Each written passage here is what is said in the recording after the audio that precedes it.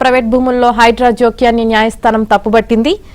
Hydraa commissioner రంగనాథ్ను తొలగించి ఆ స్థానంలో అర్హత ఉన్న వాళ్ళని నియమించాలని కూడా సూచించింది. ఇక దీనికి సంబంధించి పూర్తి సమాచారం మా క్రైమ్ కరెస్పాండెంట్ ప్రవీణ్ అందిస్తారు. ప్రవీణ్, హైకోర్టు అయితే మాత్రం కొన్ని కీలక కామెంట్స్ చేసింది ఈరోజు అని చెప్పాలి. ఎందుకంటే హైడ్రా కమిషనర్తో పాటు హైడ్రా పైన దాదాపు 63 కోర్టు ధిక్కరణ పిటిషన్లు పెండింగ్లో ఉండడం, కోర్టు ధిక్కరణ కింద దాఖలైనటువంటి పిటిషన్ల పైన కూడా తెలంగాణ హైకోర్టు ఈరోజు విచారణ జరిపి ఆ అంశానికి సంబంధించే చాలా కీలక కామెంట్స్ చేసింది. ఎందుకంటే ఒక హైడ్రా అనేటువంటి సంస్థ మీదే 63 కోర్టు ధిక్కరణ పిటిషన్లు ఉండడం అనేది కొంత ఆగ్రహానికి గురి చేసింది. మరోవైపు ఇన్ని ఒకే సంస్థ పైన 63 కోర్టు ధిక్కరణ పిటిషన్లు ఉండడం ఏంటంటూ కూడా రాష్ట్ర ప్రభుత్వాన్ని తెలంగాణ హైకోర్టు ప్రశ్నించినటువంటి పరిస్థితి కనపడుతుంది. ప్రస్తుతం హైడ్రా కమిషనర్గా ఉన్నటువంటి రంగనాథ్ను ఇన్ని కోర్టు ధిక్కరణ పిటిషన్లు ఉన్నాయి కాబట్టి ఆ రంగనాథ్ను వెంటనే తొలగించి అర్హత కలిగినటువంటి ఒక ఐజీ స్థాయి అధికారిని హైడ్రా కమిషనర్గా నియమించాలంటూ కూడా తెలంగాణ చీఫ్ సెక్రటరీకి ఆదేశాలు ఇచ్చినటువంటి పరిస్థితి కనపడుతుంది. మరోవైపు సెక్రటరీ స్థానంలో ఉన్నటువంటి ఒక ఉన్నతాధికారే కోర్టును లెక్క చేయకుండా, కోర్టు ఉత్తర్వులను కూడా పట్టించుకోకుండా ఈ విధంగా వ్యవహరించడం అనేది సరైనటువంటి అంశం కాదంటూ కూడా తెలంగాణ హైకోర్టు తన అభిప్రాయాన్ని వ్యక్తం చేసింది. మరోవైపు ఒకవేళ రంగనాథ్ను తొలగించకపోతే, హైడ్రా కమిషనర్గా కొనసాగుతున్నటువంటి రంగనాథ్ను తొలగించకపోతే రూల్ ఆఫ్ లా తప్పుతుందని, ఈ ఉల్లంఘనలకు పాల్పడుతున్నటువంటి అధికారి అదే పోస్టులో కొనసాగడం అనేది సరైనటువంటి అంశం కాదంటూ కూడా మరొక కామెంట్ కూడా చేసినటువంటి పరిస్థితి కనపడుతుంది. కాబట్టి రంగనాథ్ను తొలగించడం తప్ప మరొక ఆప్షన్ లేదు అంటూ కూడా తెలంగాణ హైకోర్టు చీఫ్ సెక్రటరీని, రాష్ట్ర ప్రభుత్వాన్ని ఉద్దేశించి తెలంగాణ హైకోర్టు కామెంట్ చేసింది. మరోవైపు ఇప్పటి వరకు మీరు చెప్పినట్లుగా లోతుకుంట ప్రైవేట్ ల్యాండ్ వ్యవహారానికి సంబంధించి మొదటి నుంచి కూడా వివాదం తలెత్తింది. ఎందుకంటే లోతుకుంట ప్రైవేట్ ల్యాండ్లో హైడ్రా వెళ్ళి అక్కడ కూల్చివేతలు కావచ్చు, ఆ ప్రైవేట్ ల్యాండ్ని హైడ్రా వాటిని స్వాధీనం చేసుకునేటువంటి ప్రయత్నం చేయడంతో ఆ కంపెనీకి సంబంధించినటువంటి యాజమాన్యం తెలంగాణ హైకోర్టులో ఆ పిటిషన్ వేయడం, తెలంగాణ హైకోర్టు దానిపైన సుదీర్ఘంగా విచారణ జరిపిన తర్వాత హైడ్రా కానీ మరోవైపు రాష్ట్ర ప్రభుత్వం అధికారులు కానీ ఆ ప్రైవేట్ ల్యాండ్లో ఎంటర్ అవ్వద్దంటూ కూడా గతంలోనే ఒక కీలకమైనటువంటి ఆదేశాలు ఇచ్చింది. అయినప్పటికీ కూడా హైడ్రా ఆ ప్రైవేట్ ల్యాండ్లోకి ఎంటర్ అయిందనేది కోర్టు ధిక్కరణ పిటిషన్ కూడా మరోసారి ఆ సంస్థ దాఖలు చేసింది. రెండోసారి కూడా లోతుకుంట భూములపైన కొన్ని కీలక కామెంట్స్ చేస్తూ ఆదేశాలు ఇచ్చింది.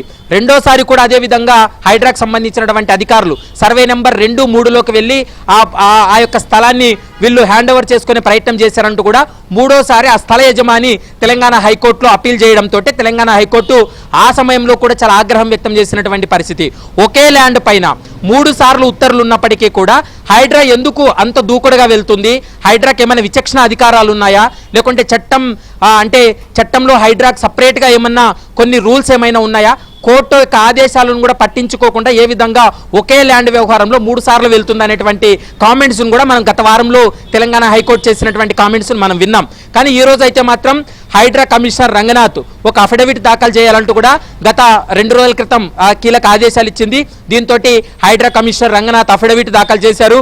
హైడ్రా కమిషనరు హైకోర్టుకు క్షమాపణలు చెప్తూ ఒక అఫిడవిట్ దాఖలు చేయడంతో పాటు కేవలం ఉద్దేశపూర్వకంగా హైడ్రా పైన ఇలాంటి పిటిషన్లు వేస్తున్నారని, కేవలం కబ్జా చేసినటువంటి స్థలం ఒకటైతే మరొక స్థలాన్ని చూపెట్టి కోర్టును తప్పుదో పట్టిస్తున్నారు, పిటిషనర్లు చెప్పినటువంటి అంశాలన్నీ కూడా అసత్యాలే అంటూ కూడా హైడ్రా కమిషనర్ ఒక అఫిడవిట్ దాఖలు చేశారు. దాని తర్వాత జరిగినటువంటి పరిణామాలు, మరోవైపు ఇప్పటి వరకు హైడ్రా పైన ఎన్ని కోర్టు ధిక్కరణ పిటిషన్లు ఉన్నాయనేటువంటి అంశాన్ని హైకోర్టు ఆరా తీయడంతో మొత్తం 63 కోర్టు ధిక్కరణ పిటిషన్లు ఉన్నాయనేటువంటి అంశాన్ని హైకోర్టు దృష్టికి రావడంతో ఆగ్రహం వ్యక్తం చేస్తూ ఆ స్థానంలో హైడ్రా కమిషనర్గా ఉన్నటువంటి రంగనాథ్ను తొలగించి మరొక అధికారిని నియమించాలంటూ కూడా ఆగ్రహం వ్యక్తం చేస్తూ ఇటు రాష్ట్ర ప్రభుత్వానికి, సిఎస్కు ఆదేశాలు ఇచ్చినటువంటి పరిస్థితి అయితే స్పష్టంగా కనపడుతుంది. మరి రాష్ట్ర ప్రభుత్వం కావచ్చు, మరోవైపు సిఎస్ అయితే మాత్రం ఆర్డర్ కాపీ వచ్చిన తర్వాత అందులో ఎలాంటి డైరెక్షన్స్ ఉన్నాయి, ఎలాంటి అంశాలను హైకోర్టు పొందుపరిచింది అనేటువంటి అంశాలన్నీ పరిశీలించిన తర్వాత తదుపరి చర్యలకు తీసుకునేటువంటి అవకాశం అయితే స్పష్టంగా కనిపిస్తుంది. మరోవైపు సింగిల్ బెంచ్ ఆదేశాలను డివిజన్ బెంచ్లో ఏమైనా ఈ అంశం పైన సవాల్ చేయబోతుందా, లేకుంటే సుప్రీంకోర్టులో సవాల్ చేయబోతుందా ఏంటనేది మరి నెక్స్ట్ ప్రభుత్వం, సిఎస్ ఒక కీలక నిర్ణయం తీసుకునే అవకాశం ఉంటుంది. కానీ తెలంగాణ హైకోర్టు ఇచ్చినటువంటి ఆదేశాల తర్వాత రంగనాథ్ కూడా కొన్ని అంశాలు కూడా రెస్పాండ్ కావడం జరిగింది.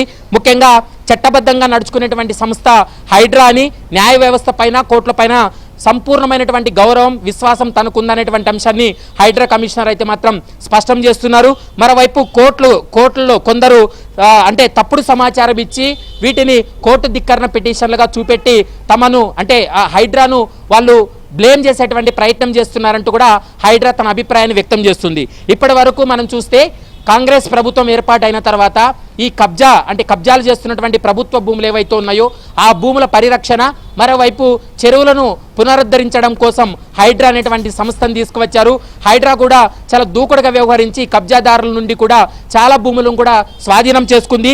ఇందులో ముఖ్యంగా 1,50,000 కోట్ల విలువైనటువంటి 3,350 ఎకరాల ప్రభుత్వ భూమిని కాపాడినట్లు ప్రధానంగా ఇప్పటికే హైడ్రా కూడా స్పష్టం చేసినటువంటి పరిస్థితి కనపడుతుంది. దాదాపు 25 చెరువులను పునరుద్ధరణ చేస్తున్నామనేటువంటి అంశాన్ని కూడా ఏబిఎన్ ఆంధ్రజ్యోతితో మాట్లాడుతూ హైడ్రా కమిషనర్ రంగనాథ్ కూడా చెప్పినటువంటి మాట. కేవలం హైడ్రాను టార్గెట్ చేస్తూ హైడ్రా వెళ్ళని ప్లేస్ను కూడా చూపెట్టి వెళ్ళినట్లు కోర్టు ధిక్కరణలు వేసి కోర్టులో పిటిషన్లు వేస్తున్నారని, ముఖ్యంగా ఇప్పుడు అభియోగాలు వస్తున్నటువంటి లోతుకుంటాలో సర్వే నెంబర్ 2, 3కు సంబంధించినటువంటి భూమి ఏదైతే ఉందో ఆ భూమిలో హైడ్రా ప్రవేశించలేదు, కానీ ఉద్దేశపూర్వకంగానే తెలంగాణ హైకోర్టును తప్పుదో పట్టించే విధంగా పిటిషనర్లు అసత్య ప్రచారాలు చేశారనేటువంటి అంశాన్ని ప్రధానంగా హైడ్రా అభిప్రాయపడింది. మరి గతంలో కోర్టు ఆదేశాలు ఇచ్చినప్పటికీ కూడా కొన్ని ప్రైవేట్ ల్యాండ్లు హైడ్రా ఎంటర్ కావడంతో ఈ పరిస్థితులు తలెత్తాయి అనేది మనకు స్పష్టంగా అర్థమవుతుంది. మొత్తం 63 కోర్టు ధిక్కరణ పిటిషన్లకు సంబంధించి వాటన్నిటిని ఆధారంగా చేసుకొని వాటిని ఉద్దేశించే ఈరోజు తెలంగాణ హైకోర్టు అయితే మాత్రం సిఎస్కు రాష్ట్ర ప్రభుత్వానికి కీలక ఆదేశాలు జారీ చేసింది. మరి సిఎస్ కావచ్చు, రాష్ట్ర ప్రభుత్వం కావచ్చు, ఈరోజు ఇచ్చినటువంటి హైకోర్టు ఇచ్చినటువంటి డైరెక్షన్స్ పైన ఎలాంటి నిర్ణయం తీసుకోబోతారనేది మాత్రం చూడాల్సినటువంటి అవసరం ఉంటుంది. ఆమెని రైట్. Thank you Praveen.